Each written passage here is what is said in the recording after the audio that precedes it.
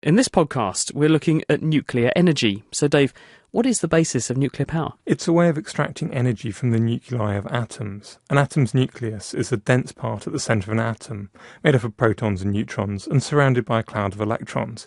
You can get energy from atomic nuclei in two main ways, nuclear fission and nuclear fusion. OK, let's look at the first of those. How does nuclear fission work, then? Fission is another word for splitting things up. It involves breaking up the nuclei of large elements such as uranium and plutonium to form much smaller ones. This process releases a huge amount of energy in the form of heat, which you can then use to run a power station. But how do you make the large atoms split up in the first place to release energy like that? First, you have to pick an atom which is unstable in the right way, such as uranium-235 or plutonium-239.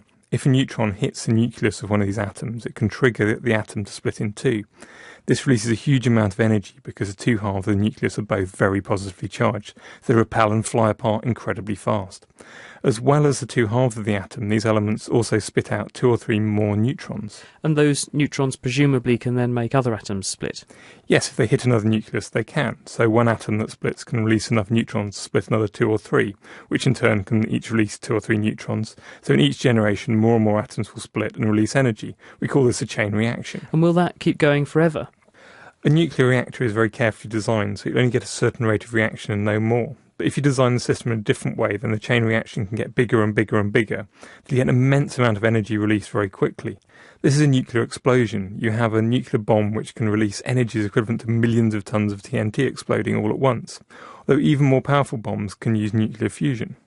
And how does nuclear fusion differ from the nuclear fission process?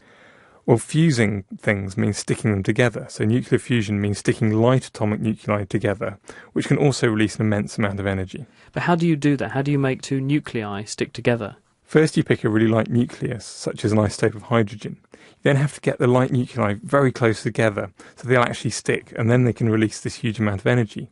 The problem is that all nuclei are positively charged, so they repel each other very strongly, making it very difficult to get them close enough together in order to fuse. So how do you do it then?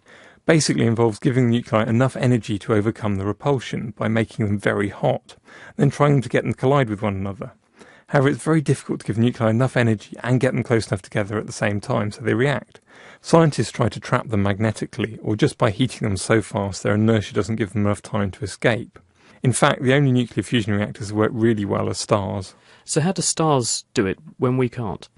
A star is a huge ball of extremely hot gas held together by gravity, which has enough energy to fuse hydrogen atoms into helium.